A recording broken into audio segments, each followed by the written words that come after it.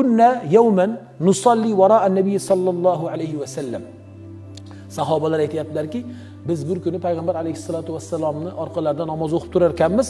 Falamma rafa'a ra'sahu min ar-rak'ati qal: Sami'allohu liman hamidah dedilar. Payg'ambar alayhisolatu vassalom bilan namoz o'qib turgan bir kunimizda payg'ambar alayhisolatu vassalom rukudan turar ekanlar, mana shunday tasmi' qildilar. Sami'allohu liman hamidah dedilar. Qala rajulun wara'ahu. Orqalaridagi bir kishi deyaptilar. Buni endi o'sha roviylari kim?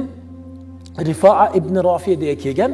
O'sha bu hadisni rivoyat qilib turgan kishi o'zlari aytganlar deya kelgan. Aytayaptilarki, o'zlarini ya'ni kamtarroqlik bilan yashirdilar u kishi kimligini. Qala rajulun wara'ahu. Sahobalardan birlari payg'ambar alayhisolatu vasallam tasmi' qilar ekan, birlari Robbana va lakal hamdu hamdan kaseeran tayyiban mubarakan fih dedilar. Sahobalarning birlari shunday hamd aytdiki, hamdni mana shunaqa uzun jumlalarda aytdilar. Falamman sarf. Bo'ldi, namoz bo'ldi.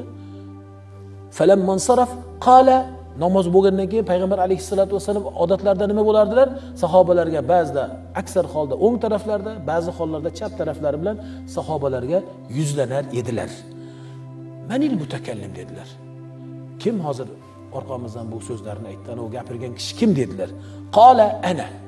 Payg'ambar alayhisolatu vasallamga men dedilar. O rawi, o sahoba.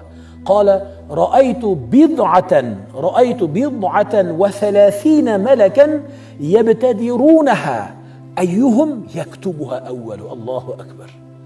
Men dedilar payg'ambar alayhisolatu vasallam bu so'zdan keyin kim aytdi dedilar? Payg'ambar alayhisolatu vasallam o sahoba men aytdim ya Rasululloh dedilar. Men dedilar 30 dan oshiq. Bid'a va 30 ya'ni 31, 33 dan 39 gacha bo'lgan sonni aytadi. Demak biz tarjima qilamiz 30 dan oshiq yoki 30 dan ko'p.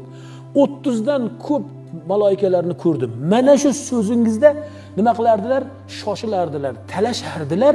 Men yozaman. Ya'ni bu aytgan so'zni mukofotini, ajrini qanchaligini Allohga yozib boruvchi menman deya malaikalar talashib yozayotganligini ko'rdim dedilar. Qarang, siz bu hamdni aytayotgan paytingizda bu hamdingiz, bu o'sha tahmidingizga malaikalar talashib qolishini bilsangiz, bu so'zni takror aytasiz.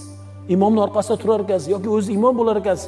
Shu hamdni aytgan paytingizda malaikalar hozir meni ko'rib turib yozib turuvchidir va ular ham o'sha sahoba kiromning so'zlarini talashib yozganlari kabi, talashganlari kabi yozishga meni ham shu so'zimni ajabmas talashayotgan bo'lsa, faraz qiling, nomingizni mana har biringiz ismingizni bilasiz. Biringiz u, biringiz bu.